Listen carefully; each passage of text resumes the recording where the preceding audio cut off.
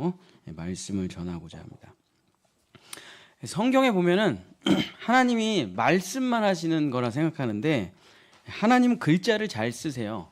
하나님은 문자를 잘 쓰십니다. 그래서 하나님께서 글씨를 쓰셨다, 이런 부분이 성경에 세 군데 나옵니다. 첫 번째가 오늘 우리 서윤이가 꾀꼬리 같은 목소리로 읽어준 하나님께서 십계명 두 돌판에다가 직접 글씨를 쓰신 장면이죠. 직접 쓰세요. 그게 뭐냐? 히브리어냐? 헬라어냐? 뭔지는 모르죠. 그러나 이제 우리가 그림을 검색해 보면 그게 히브리어로 나오긴 하는데 히브리어는 아닐 거예요. 어쨌든 하나님께서 글씨를 쓰십니다. 돌판에다가 직접 글씨를 새겨 주셔요. 두 번째는 다니엘서 5장에 예루살렘 성전에서 그 거룩한 그릇들과 집기들을 바벨론에서 훔쳐 가지고 와서 거기다가 막 술잔치를 하는 거예요. 그 거룩한 집기들을 가지고 술 따라 마시고 우상 숭배하니까 손가락이 나와가지고 벽에다가 메데 메네 데겔 우바르신이라고 글자를 쓰는 장면이 나오죠. 너는 함량 미달이야 하는 그 글자를 쓰시는 장면. 그리고 예수님께서 가늠한 창녀를 용서해 주시는 장면에서 땅에다가 글씨를 2번 쓰시는 장면이 나옵니다. 셋 다 도대체 그 글자가 영어냐 라틴어냐 헬라어냐 히브리어냐 몰라요. 그러나 하나님의 계시자들에 의해서 그 의미가 풀어질 뿐이지 하나님께서 쓰신 글자가 뭔지는 아무도 모릅니다. 학자들도 모르고. 근데 성경에 뭐 우리가 다 아는 얘기지만 하나님은 말씀만 하시는 분이 절대 아닙니다. 하나님은 그걸 기록하시는 걸 굉장히 좋아하세요. 이 성경이라는 것 자체가 기록이잖아요. 문자로 된 기록. 그래서 하나님은 내 소리가 사라지는 것을 원치 않습니다. 자기의 말이 사라지는 걸 원치 않으세요. 그래서 반드시 기록해서 영원히 간직하라. 그러면 반드시 그걸 뭔가로 표시를 해서 기록을 해놔야 되겠죠. 문자든지 기호든지. 그래서 내 말을 기록하라, 내 말을 책에 적으라, 이런 말은 성경에 수도 없이 나오죠. 수백 번 나옵니다.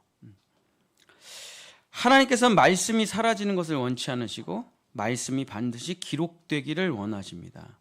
자, 그럼 어떻게 기록됐냐 이거죠. 그게 성경이 아담 때부터 기록인데 성경이 어떻게 기록했냐. 지금의 문자나 글자는 반드시 아닐 텐데 잘 몰라도 학자들의 연구를 아무리 뒤져봐도 잘 몰라요. 그렇죠? 근데 정확한 것은 어떠한 상징과 기호에 그림에 의미를 불어넣었겠죠. 그건 확실하겠죠. 그래서 마치 어떤 지금 우리가 보는 기호처럼 돼 있었을 거예요. 이제 쉽게 이해하려면 이제 화살표를 여러분이 생각해 보시면 됩니다. 화살표. 화살표라는 그림에 의미가 들어가 있죠. 그래서 그 화살표가 가리키는 방향으로 이제 여러분은 가게 되는 거죠. 그래서 그 화살표라는 그림 안에 어떠한 의미가 들어가 있어서 보는 사람은 그걸 단번에 알아봅니다. 저쪽으로 가라는 얘기구나. 이런 식으로 기록을 했겠죠. 이런 식으로 형태적으로는. 그래서 하나님께서는 어떠한 문자나 어떠한 기호를 통해서 사람들이 한 번에 알아볼 수 있고 모두 이해할 수 있고 또 그 글자들이 서로 연결될 수 있도록 하나의 의미를 여러 개의 글자들이 모여서 하나의 의미를 또 보태져서 또 다른 의미를 나타낼 수 있도록 그러나 그걸 단번에 사람들이 알아볼 수 있도록 기록을 하셨겠죠. 인류를 창조하신 분이 뭐 문자를 하나 못 만드셨겠어요? 뭐 전 세계에서 가장 위대한 글자가 한글이라 그러잖아요. 한글. 뭐 세종대왕 이 목에 이 소리가 나는 성대 뭐 이쪽을 통해서 뭐 그걸 기록했다 그래서 모든 언어를 소리낼 수 있는 대단한 언어죠, 그죠? 자기 언어를 갖고 있는 민족이 몇 민족이 안 되는데. 근데 뭐 우리나라도 대단하지만 한글을 개발한 우리나라도 대단하지만 하나님은 또 얼마나 아름다운 대단한 문자에 기록을 하셨을까? 인류의 가장 오래된 문자는 이제 갑골문입니다. 갑골문. 거북이의 배딱지나 동물의 뼈에 새겨져 있다는 원시 글자예요. 지금 보면 그게 다 이상합니다. 뭐가 뭔지 모르겠어요. 근데 그것이 이제 발전되고 발전돼서 여러 가지 문자의 근원이 되었다. 그래서 거의 비슷하게 쓰는 나라가 이제 한국, 일본, 중국이 쓰는 한자랑 갑골문이랑 비슷하다. 이런 말들을 이제 학자들이 많이 하죠. 그래서 이 한자를 해석하는 방법이 두 가지가 있습니다. 크게 원래는 이제 정확하게 공부를 해 들어가 보면 6개가 있는데 그걸 그냥 대충 크게 2개로 나누면은 이런 게 있어요. 우리 PPT를 한번 띄워 봐 주세요. 하나는 어떠한 형태나 모양을 보고 그거를 만들었다는 거예요. 이런 식의 해석이죠. 여러분이 네이버 들어가서 한자 공부하면 모든 글자를 다 이렇게 해놨습니다. 어떻게 저게 칼도처럼 보여요? 그러니까 모든 글자가 다 저렇게 그림으로 돼 있어요. 네이버나 구글에 들어가면은. 그러니까 칼을 보고 그거를 따라 그려가지고 저런 글자가 나왔다. 그거를 상형이라고 해요. 상형. 상형으로 됐다. 그래서 한자는 어떠한 걸 보고 그린 그림이다. 어떠한 형태를 보고 간단하게 축약해서 그린 것이라는 이론. 그림이 문자가 되었다는 말이죠. 근데 제가 진짜 수천 개를 봤거든요. 여러분도 아마 이제 아이들 한자 공부할 때 그림 이렇게 돼 있어요, 다. 그럼 여러분 보면은 진짜 한 100개 중에 하나 그럴듯하고 나머지 99개는 다 어거지 같아요, 그게. 여러분 다 해봐서 알죠. 다 어거지 같아. 진짜 억지로 해놓은, 이게 칼도예요? 이게 칼도냐고요. 조금 공부한 사람은 이거 말도 안 되죠, 이게. 이게 칼도예요. 그 당시에 이런 칼이 있었겠냐고요. 돌칼인데. 근데 공부를 오래 하다 보면은 누구나 다 깨닫는 게 있어요. 한자 학자, 국어 한자들이 공부를 오래 하다 보면 누구나 다 어떠한 결론에 도달하는데 상형은 아니라는 거예요, 이게. 그러니까 어떠한 거에 도달하냐? 성경이 없이는 한자가 절대 풀어지지 않는다는 걸 모든 사람이 다 동의를 합니다. 그렇게 될 수밖에 없어요. 자, 한번 세 글자만 한번 볼게요. 세 글자. 앞으로 7주간 많이 배우겠지만. 자, 이게 금할 금이에요. 나무 목자 2개의 보일 시자. 하나님을 나타내는 보일 시자. 자, 어떻게 금할 금자에 나무 2개가 들어가 있냐고요. 생명나무와 선악을 알게 하는 나무. 그것을 먹지 말라. 이것을 금하노라. 먹으면 반드시 죽으리라. 이게 금할 금자예요. 성경이 없이는 한자는 풀어질 수가 없어요. 근데 이거를 제가 지금 과학적으로 논쟁하자는 것도 아니고 언어학적으로 싸우자는 것도 아니고 제가 박사학위 논문을 이걸로 쓸 것도 아니에요. 저는 십자가 신학으로 쓸 거라서. 근데 성경의 모든 글자는 성경이 없이면 절대 풀어질 수가 없어요. 왜 금할 글자에다 나무 2개 왜 넣어놨어요? 하나님은 왜 넣어놨습니까? 다른 글자 한번 볼게요. 자, 배선자에 8 팔자가 있어요. 이게 입구자가 이제 사람이라 뜻이고 사람이 8명 탔다는 뜻인데 여러분 노아의 홍수에 배에 몇 명 탔습니까? 8명 탔어요. 8명. 네. 이게 말이 되냐고요, 이게. 그렇죠? 그러니까 왜 저게 배선자지? 성경 없이는 절대 해석이 안 됩니다, 이게. 다음 한자만 더. 이게 의로 의자예요. 양자에다가 나 아자를 합친 거예요. 정지학 목사님 전문인데 이거. 의롭다는 말은 어린 양이신 예수와 함께 살아가는 나, 어린 양의 제사를 드리는 나, 칭의죠, 칭의. 예수의 피로 내가 정결해진다. 예수의 피로 내가 다시 태어나서 의롭게 살아간다. 이게 의로울 의자를 도대체 양을 보고 그린 겁니까? 그러니까 모든 한자는 앞으로 다 살펴보겠지만 모든 한자는 성경 없이는 해석이 안 돼요. 불가능합니다. 그래서 여러분이 구글에 성경 한자, AI에 성경 한자 이렇게 치잖아요. 자료가 진짜 엄청나게 나옵니다. 책도 어마어마하게 있어요. 왜 모든 사람들이 다 성경과 한자가 연결되어 있다는 걸 깨닫게 될까요? 하나님께서 어떠한 우리가 이해할 수 있는, 우리가 영원히 알아들을 수 있는 그 기록을 남겨주셨기 때문입니다. 물론 그걸 우리가 지금 중국에서 쓰는 한자라고 말하니까 하나님이 중국어를 쓰시나? 한자는 중국어가 아니잖아요, 그죠? 동이족이 개발했다고 쓰이는데 동이족이 어떻게 보면 또 우리 조상들도 되잖아요. 어쨌든 그런 과학적인 거는 문학적인 건 인류 역사적인 건 다 차치하고 어쨌든 한자라는 거는 성경하고 밀접한 연관이 있다. 도대체 어떻게 그 근원이 됐는지 정확하게 알 수는 없지만 그래서 우리가 성탄절 올해 이렇게 지나가는 그 시간에 우리 한자도 보면서 생각도 한번 해보고 하나님의 은혜를 근데 한자 공부를 하면 이제 좋은 게 뭐냐면 굉장히 정확하고 분명하게 성경의 뜻을 이해할 수가 있습니다. 여러분 제가 주보를 보시면 제가 오늘 몇 글자를 넣어놨어요. 한 조금 부족해가지고 한 17자 정도 말씀드리고 마칠 건데 오늘은 이번 주는 창조 한자에 대해서 말씀을 드리겠습니다. 뭐 이제 구속 한자, 은혜 한자 뭐 여러 가지 종류가 있는데 창조 한자에 대해서 말씀을 드리겠습니다. 자, 한일, 하나, 일자 이것은 하나님을 뜻하죠. 한일.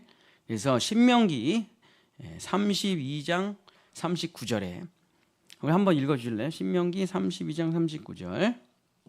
이제는 나 곧 내가 그인 줄 알라. 나 외에는 신이 없도다. 나는 죽이기도 하며 살리기도 하며 상하게도 하며 낫게도 하나니 내 손에서 능히 빼앗을 자가 없도다.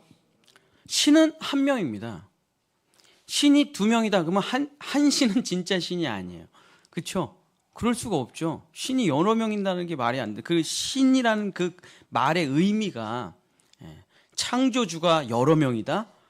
그럼 뭐 여러 형태의 막 세계들이 있어야 되겠죠. 그러니까 신이라고 말을 할 수 있는 것은 하나라는 뜻과 동일하고 유일하다는 뜻과 동일합니다. 진리가 어떻게 두 개일 수가 있습니까, 여러분? 그죠? 진리가 두 개라면 하나는 진리가 아니죠. 하나님은 한 분이시고 신은 하나고 진리는 하나죠. 이것이 바로 하나님께서 이것을 뭘로 표현하셨냐면 그냥 짝대기 하나로 표현하신 거예요. 하나님은 하나다. 그래서 출애굽기 20장 10계명의 1절이 뭡니까? 하나님이 이 모든 말씀으로 말씀하여 이르시되 나는 너를 애굽 땅 종되었던 집에서 인도하여 낸 내 하나님 여호와니라. 너는 나 외에 다른 신들을 내게 두지 말라. 이것을 믿으면 가슴속에 짝대기 하나가 새겨지는 거예요. 하나님은 한 분이시야. 창조주는 한 명이셔. 모든 것을 주관하고 다스리시는 하나야. 나의 생사화복을 주관하시는 이도 한 분이셔. 그것을 믿을 때 우리의 가슴속에 글자 하나가 새겨집니다. 찍 이렇게. 그래서 우리는 하늘님이라고 안 부르죠. 그죠? 천주교는 천주라고 불러요. 하나님을 천주, 하늘의 주인, 천주. 뭐 틀린 말은 아니지만 원이라는 개념이 없습니다. 유일하다는 개념이 없어요. 천주교는 다원주의적이기 때문에 마리아도 믿고 교황도 믿고 예수도 믿고 다 믿죠. 그래서 좀 약간 따뜻해 보여요. 천주교가. 좀 타종교하고 대화도 하고 열린 마음이죠. 우리는 못합니다. 우리는 유일하신 한 분을 믿기 때문에. 그래서 우리는 하나님만 믿죠.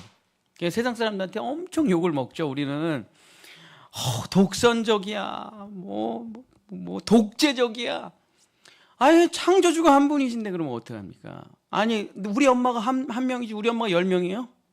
우리 엄마가 100명이에요? 우리 엄마 한 명이지. 우리 아빠 한 분밖에 없어요. 그것을 우리가 믿는 것입니다.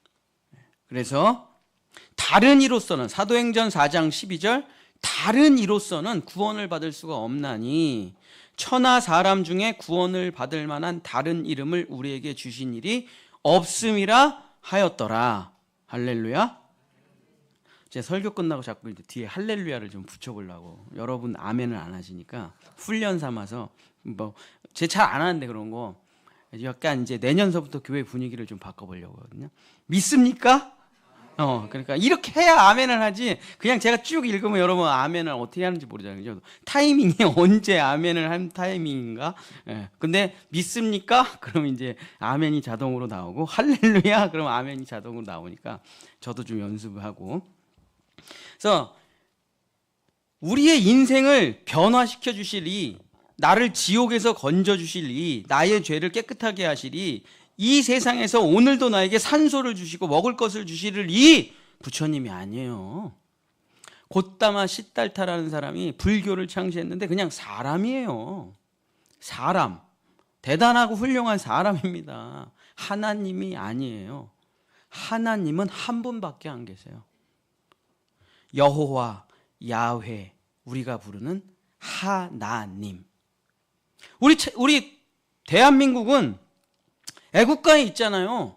하나님이 보호하사 우리나라 만세. 하나님이잖아요. 그렇죠? 어떻게든 하늘로 바꾸려고 사탄 마귀가 애를 쓰지만 우리의 심령에 새겨진 고백, 나를 살리시고 나를 건져주시고 나와 함께 하시고 나를 인도하시는 우리 주 하나님. 이 하나님의 이름을 제대로 부를 때 하나님이 나타나신다. 우리는 다 경험해 봤잖아요. 세상 사람들은 잘 모를 수도 있어요. 비과학적이야, 어쩌고 저쩌고 저쩌고. 근데 그의 이름을 부르면 그가 나타나서 날 도우시는 걸 어떻게 해요? 우리의 인생에 하나님과 함께한 순간이 무슨 한두 번이래야지.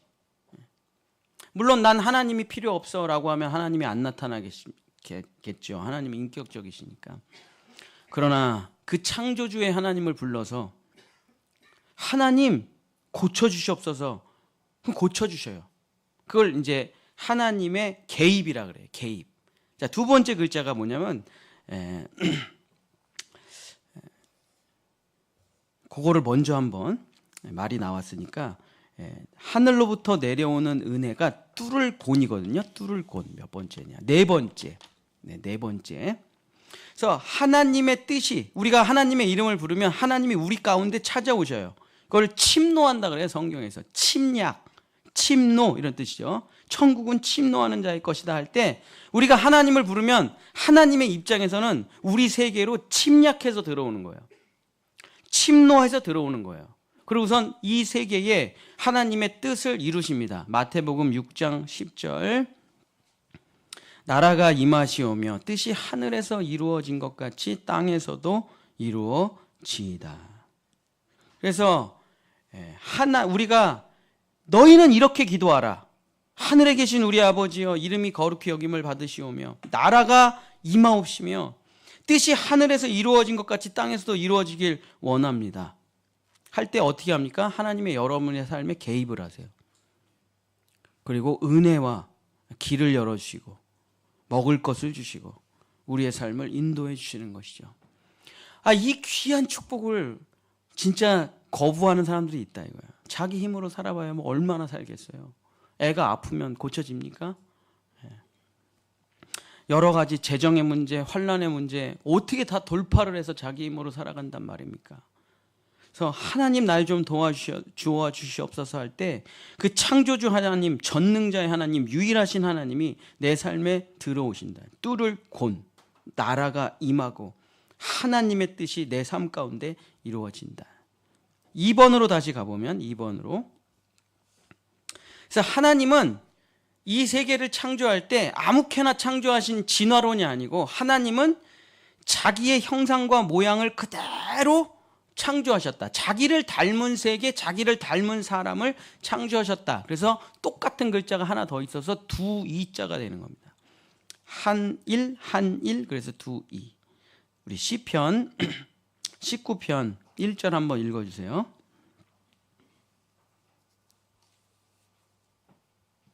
하늘이 하나님의 영광을 선포하고 궁창이 그의 손으로 하신 일을 나타내는도다.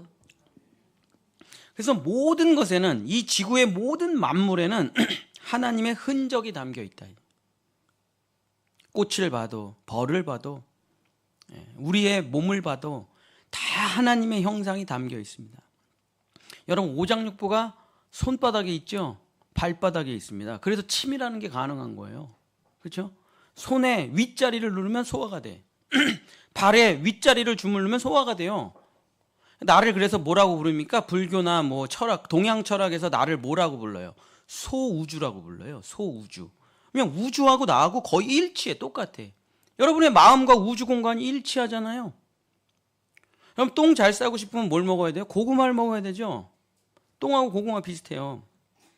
머리가 좋아지려면 여러분 뭐 먹어야 돼요? 호두를 먹어야죠. 호두하고 뇌하고 거의 똑같아요. 이게 창조의 질서라는 거죠. 하나님이 만드신 그대로 담겨져 있다. 같은 형상, 같은 모양으로. 그래서 우리가 소화가 잘 되려면 양파를 먹어야죠. 그죠? 양배추를 먹어야죠. 자, 이는 로마서 1장 19절서부터 20절. 이는 하나님을 알만한 것이 그들 속에 보임이라 하나님께서 이를 그들에게 보이셨느니라. 창세로부터 그의 보이지 아니하는 것들 곧 그의 영원하신 능력과 신성이 그가 만드신 만물에 분명히 보여 알려졌나니 그러므로 그들이 핑계하지 못할지니라. 자, 교회를 안 다녀가지고 지옥에 갔다 이거예요. 하나님 저 억울합니다. 우리 동네에는 교회가 없었고요. 누가 아무도 저를 전도한 적이 없어요. 근데 왜 제가 지옥입니까? 저는 기회라는 걸 못 받았는데 저는 지옥에 갈 수가 없습니다. 불합리합니다. 그때 하나님이 로마서 1장 19절 20절을 말씀하신다 이거예요. 해봤어, 해. 여러분 우리 지구의 제일 중앙에 뭐가 있어요? 불못 있잖아요. 불못. 그거 이미지로 보면 똑같잖아요. 불못. 태양 이미지로 보면 뭡니까? 불못이잖아요. 불못. 그렇죠? 불의 연못, 불못.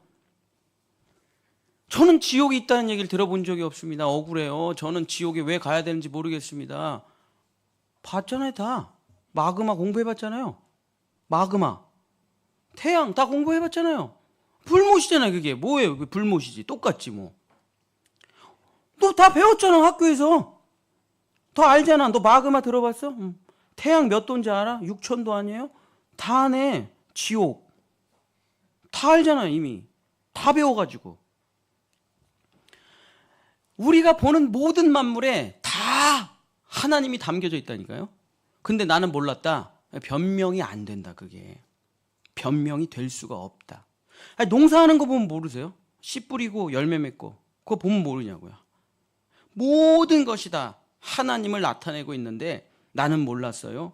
이게 말이 안 된다. 그렇죠? 그래서 하나님의 형상으로 모든 세계가 똑같이 나타난다는 게 두이죠. 두이. 세 번째가 석삼입니다. 석삼. 자, 신명기 10장 14절 한번 읽어주세요.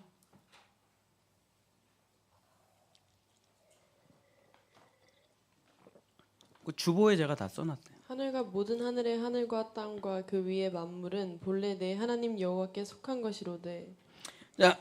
자, 석삼인데 여러분 우주가 몇 개입니까? 세 개죠, 세 개. 세 개가 몇 개? 세 개가 세 개예요. 세 개가 세 개입니다. 그렇죠? 그래서 오늘 성경 보니까 하늘과 모든 하늘의 하늘과 몇 번 나오죠? 하늘이 세 번 나오죠. 자, 사도 바울이 이렇게 얘기합니다. 고린도후서 12장 2절에 내가 그리스도 안에 있는 한 사람을 아노니 그는 14년 전에 셋째 하늘에 이끌려간 자라. 이끌려간 자라. 몇 번째 하늘이요? 세 번째 하늘. 그러니까 여러분 다 알아요. 이거 제가 설명 안 해도. 여러분 육신의 세계 있죠. 물질의 세계가 있죠. 마음의 세계가 있죠. 영적인 세계가 있죠. 세계는 세계예요. 믿으시죠? 아멘 하세요. 아멘. 훈련 삼아. 다 알잖아요. 네, 누구나 다. 네.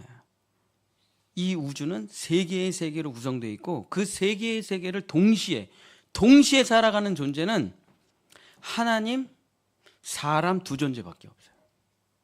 천사가 두 존재를 살아가요. 대단하죠. 천사가 영적인 세계와 마음의 세계를 살아가요. 그러나 물질의 세계에 천사가 들어오질 못합니다. 그래서 천사는, 악마는 우리에게 그러한 생각을 불어넣을 수는 있지만 내 몸이 없잖아요. 몸이 있는 자들을 통해서 일할 수밖에 없어요. 그러니까 누가 그러더라고요. 여러분이 중국 가서 여러분의 온몸을 팔면 80억이래요. 장기 매매를 하면 80억을 준대요. 여러분의 가치, 여러분의 몸의 가치는 80억이 아닙니다. 80억이 아니에요. 온 하나님의 모든 값이 다 담겨져 있어요. 예수 그리스도가 죽은 가격이에요.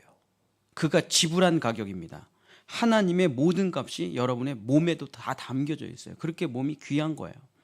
그래서 영적인 것과 마음적인 것, 육적인 것을 동시에 해낼 수 있는 존재. 뭔가 아이디어가 떠올라요.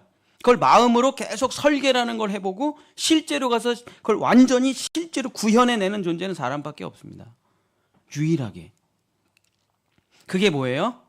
하나님의 세계, 우리가 살아가는 세계, 물질의 세계, 석삼, 영혼육 석삼. 그래갖고 똑같은 글자가 3개가 있는 거예요.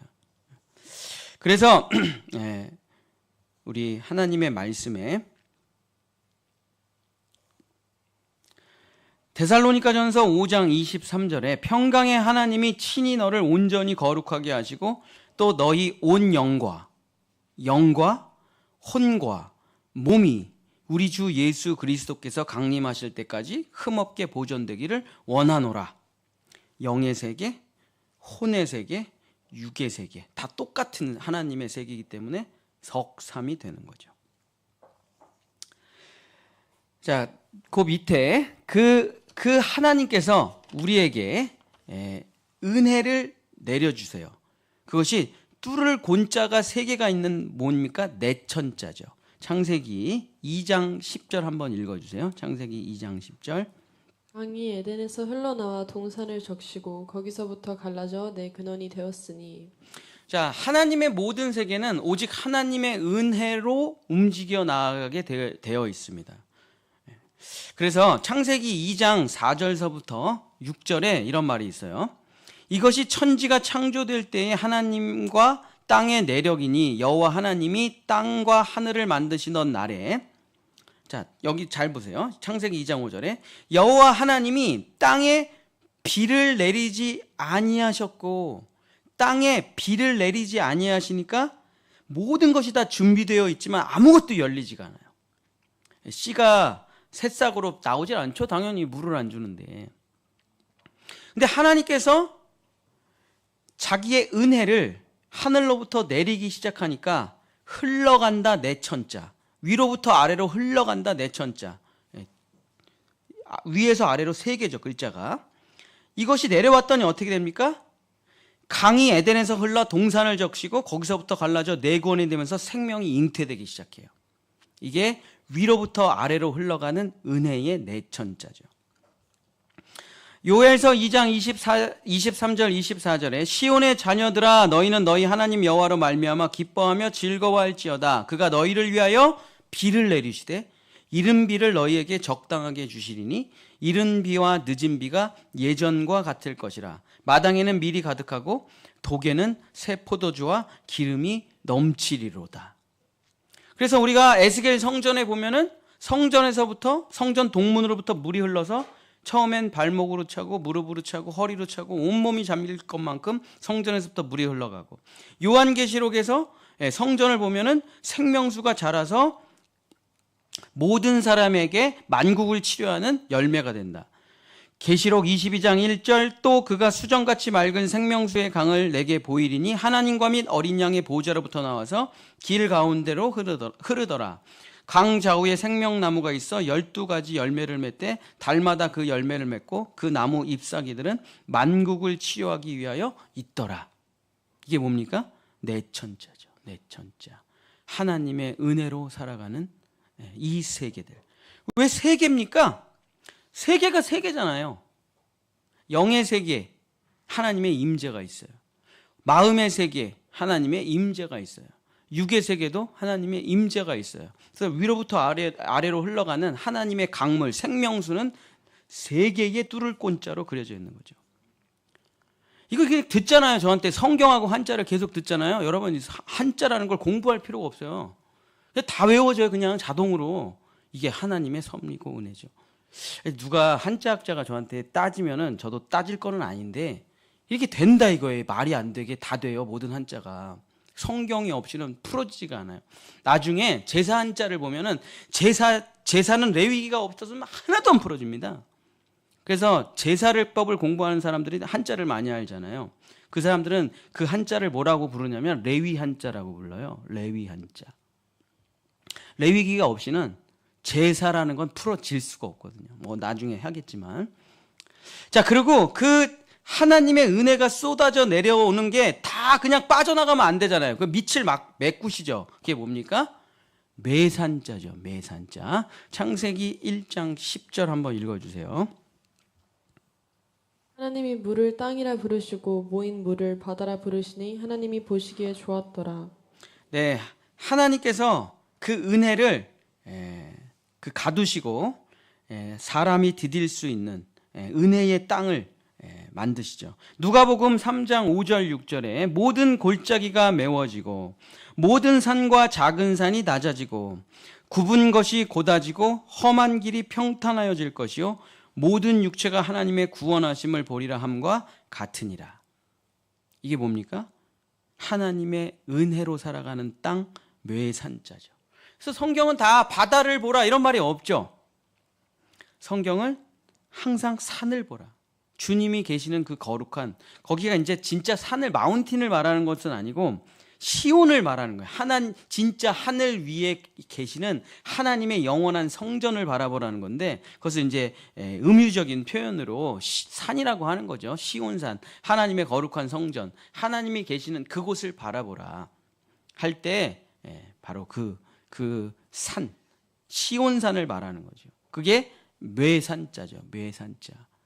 하나님의 은혜가 흘러오는 바로 그 생명의 근원을 보라. 자, 그 다음에 하나님께서 이 모든 세계를 움직이신다 할 때 그게 뭐냐면 불동주예요. 지금 제가 하는 게 거의 다 부숫자인데 부숫자. 이 부숫자를 성경으로 다 이해하면 그 다음부터는 나머지는 다 그냥 그거를 이해하면 그걸 더하면 그 뜻이 무조건 나오게 돼 있어요. 희한하게. 불동주가 뭐냐면 하나님의 운행을 말하는 거예요. 운행. 하나님이 있어. 하나님이 하셔. 마침표죠. 하나님이 함께 하셔 하고 도장을 찍는 게 불동주예요. 자, 창세기 1장 2절 한번 읽어보겠습니다. 시작. 땅이 혼돈하고 공허하며 흑암이 깊음 위에 있고 하나님의 영은 수면 위에 운행하시니라. 하나님의 영이 수면 위에서 뭘 하십니까? 운행을 하시죠. 그죠? 지구는 여러분 지구가 지금 한 시간에 얼마를 가는지 아십니까? 지구가 한 시간에 10만 킬로를 가요. 한 시간에 10만 킬로. 여러분 그 속도감을 느끼고 계십니까? 지금 우리가 있는 지구가 10만 킬로로 돈다고요. 못 느끼시죠? 전혀. 지구가 또 돌아요. 자전도 해요. 공전도 해요. 전혀 못 느끼시죠? 중력으로 땡겨요, 여러분을. 공력이 또 땡기고. 그래갖고 그걸 전혀 못 느끼니까 지구가 평탄하다고 생각하죠. 지구는 판판하지 않나? 그러나 하나님의 운행이 얼마나 기가 막힌지, 하나님의 운행이 얼마나 신묘한지 수학적으로 계산할 수가 없죠. 그래도 우리가 많이 발전을 해가지고 그것을 막 계산을 해가지고 로켓을 쐈다가 다시 데리고 오고 막 그런 데까지 발전을 했지만 하나님은 수학자세요.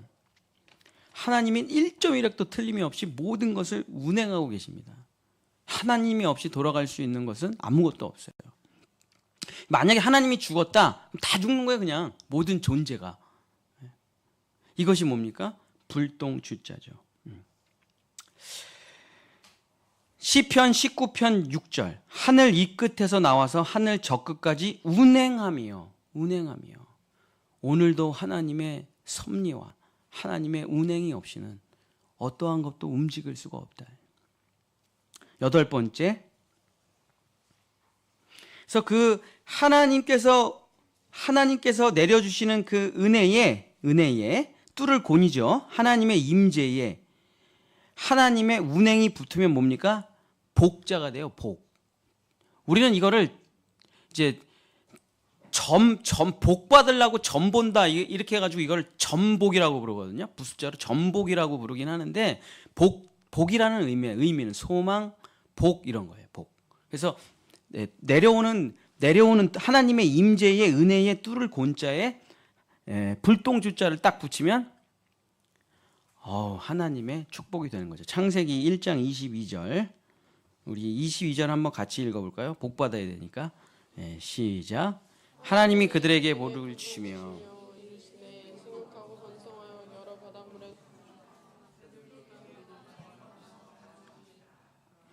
우리 성경에 계속 이런 말이 나오잖아요. 이마에 점을 찍는다. 인침을 받으라. 하나님의 자녀로 인침을 받으라. 도장을 찍어라.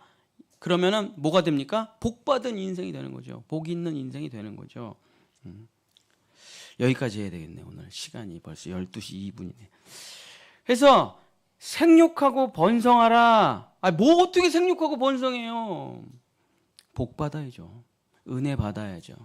하나님께서 나에게 인쳐 주셔야 우리가 하나님의 나라를 볼 수가 있는 것입니다. 사랑하는 성도 여러분, 이제 12월 달을 맞이해서 이제 재미삼아 하는 거예요. 재밌잖아요. 재미없나? 나만 재밌나? 진짜 너무 재밌잖아요. 이게 말이 되나? 앞으로 7주간 모든 한자를 제가 풀어드릴 텐데 이게 어떻게 그러니까 다 인정해요. 한자 학자들은 다 인정해요. 그러나 아무도 말을 안 해요. 왜냐하면 이게 학문적으로 어떻게 이거를 그렇다 하고 누가 이렇게 도장 찍어줄 사람이 없잖아요. 그러나 성경을 한자랑 공부를 해보면 우리는 이런 거를 깨닫게 됩니다. 하나님이 우리의 돌짝 같은 마음판에 이것을 새겨주시기를 원한다. 고집스럽고 욕심 많고 자기의 정욕으로 살아가는 하나님이 왜 두 돌판에다가 글자를 새기시냐? 예수님이 왜 가늠한 여인에게 그 장면에서 글자를 땅에 글씨를 쓰실 때 그 땅이 가다바라는 땅이에요. 성전 바닥이라는 뜻인데 거기가 돌판이에요. 돌판. 하나님, 예수님, 성령님이 다 우리에게 뭘 하십니까? 돌짝 같은 내 마음판에 영원하신 글자를 파서 새겨주신다는 거예요. 그거를 굳이 뭐 이렇게 의미상으로 말하자면 이런 의미들이죠. 하나님은 한 분이시다. 너희가 그 하나님을 믿으라. 그 이름을 부르면 그가 찾아오신다. 그리고 너를 하나님의 자녀로 불똥주 인쳐주시고 하늘로부터 은혜를 세 겹줄로 내려주신다. 영적인 은혜, 마음적인 은혜, 육적인 은혜까지 다 내려주신다. 다른 것을 믿지 말고 다른 것을 의지하지 말고 돈, 권력, 지식, 철학, 사상, 건강 다 사라질 것들이죠. 그러나 그 하나님의 은혜는 영원하단다. 그것을 너희의 마음판에 망치로 치고 정으로 쳐 조각칼로 새겨 넣어라. 그래서 우리의 마음에 이 하나님의 말씀이 그냥 귀로만 들은 말씀은 다 새 나가요. 여러분, 귀로만 들은 말씀 다 10년, 20년, 30년, 100년 설교 들어도요 다 새 나갑니다. 내가 내 설교를 봐도 이게 내가 쓴 건지 누가 쓴 건지 몰라요. 10년만 지나도. 그러나 주님은 오늘 이 시간에 이 뭐라고 표현할까요? 이 하나님께서 쓰신 글씨가 십계명 두 돌판에 예수님의 돌판에 새겨지길 원하듯이 여러분의 마음 심령에 이 글자가 영원한 글자가 새겨지길 원하십니다. 그 문자를 하나님이 쓰신 문자를 돌짝 같은 나의 마음에 가지고 있는 자 영원한 승리를 얻게 되는 것입니다. 우리 한번 같이 기도하기를 원합니다. 주님, 그냥 맨날 듣고 까먹기만 합니다. 그렇게 설교를 많이 듣고 그렇게 기도를 많이 하는데 그렇게 살아내지를 못합니다. 주님, 망각의 동물이라 도대체 뭘 들었는지 뭘 아는지 모르겠습니다. 주여, 이 돌 같은 나의 인생에 주님, 오늘 이 시간 여기 주의 손가락으로 십계명의 글자를 새겼듯이 다니엘서에서 벽에 글자를 쓰셨듯이 예수님께서 땅에 글씨를 쓰셨듯이 오늘 내 마음판에 예수 그리스도 영원하신 하나님 이 글자를 새겨주셔서 내 이마에 내 오른손에 내 영혼에 너는 나의 사랑하는 아들이야 딸이야 이 글자를 새겨주셨어. 내가 너를 사랑하고 내가 너를 만들었고 내가 너를 지키고 내가 너를 보호하리라. 이 글자를 나의 돌짝 같은 마음에 새겨주셔서 영원히 사라지지 않는 그 믿음의 십계명이 내 안에 있게 해 주시옵소서. 우리 찬양 우리 기도 주여 3번 부르고 함께 기도하겠습니다. 주여, 주여, 주여. 주님, 나의 마음에 뭐가 새겨져 있습니까? 열심, 노력, 수고, 헌신, 스펙, 지식, 돈, 정보, 철학, 사상, 윤리, 도덕, 그 어떤 것으로도 나를 구원할 것이 없습니다. 나는 죽음을 향해 급속도로 달려나가고 있고, 나의 건강은 급속하게 무너져가고 있으며, 나의 기억력은 쇠퇴해가고 있고, 죽음의 바람이 불어와 나를 감싸안고 어둠으로 끌고 가는 이 세력 앞에 나는 이겨낼 힘이 없습니다. 주여, 어디서 와서 어디로 가는지도 모르는 인생 가운데 아무리 공부하고 아무리 노력하고 아무리 배우지만 주여, 나의 마음에 새겨진 글자가 없습니다. 나의 마음에 아무것도 새겨져 있지 않습니다. 왜 사는지도 모르고 어디서 와서 어디로 가는지도 모르고 그저 세상 사람들에 이끌려가서 우르르 우르르 몰려다니다가 죽음을 맞이하는 비참한 인생을 살아가지 아니하고, 주님, 나의 돌짝 같은 마음에 오늘 글자를 한 글자씩 새겨 주시옵소서. 내가 너를 만들었단다. 내가 너를 위해 십자가에서 죽었단다. 나는 너를 사랑한단다.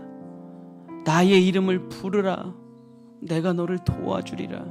내가 너를 고쳐주리라. 내가 너를 인도하여 젖과 꿀이 흐르는 땅으로 데려가노라. 그 한 글자 한 글자를 나의 마음에 새겨주셔서 다시는 지식으로 살아가지 아니하고 정보로 살아가지 아니하고 뉴스로 살아가지 아니하고 주께서 새겨주신 글씨로 살아가는, 주의 말씀과 내 안에 기록된 영원한 하나님의 글씨로 살아가는 말씀의 백성들, 은혜의 백성들, 주님의 영원한 자녀들 될 수 있도록 주여, 오늘 이 시간 주의 손으로 내 마음속에 나는 너를 사랑한다 새겨 주시옵소서. 기도하겠습니다. 주님,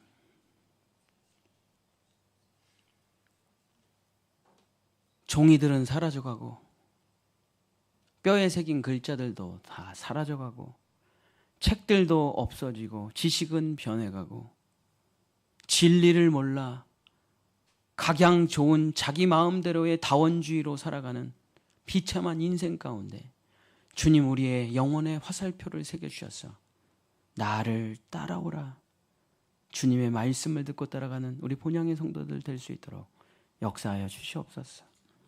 주님께서 새겨주신 한 글자 한 글자를 따라 내 마음에 십계명을 새기고 주의 율례를 새기고 주의 말씀을 새겨 그 말씀 따라 살아가서 하늘의 뜻을 이 땅 가운데 이루는 천지인의 백성들, 홍익 인간의 백성들, 이화세계의 대한민국의 사람들 돼서 하나님이 보호하사 나의 나라, 나의 인생, 나의 모든 자녀들이 성공했다고 하나님께 찬송가를 부르는 우리 귀하고 복된 본향의 성도들, 우리 자녀들 될 수 있도록 축복하여 주시옵소서.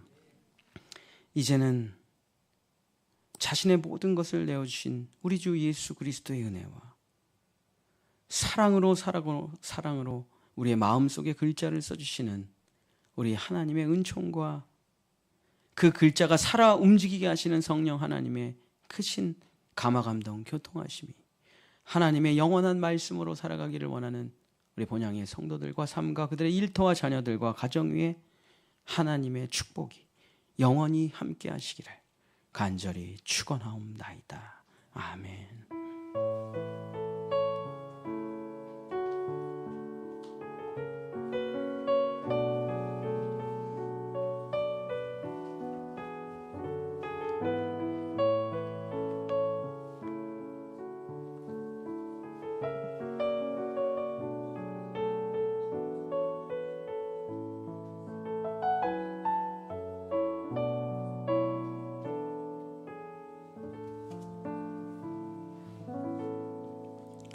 우리 하나님께 영광의 박수 올려드리겠습니다. 우리 잠깐 인사하시고 한 5분 있다가 우리 기회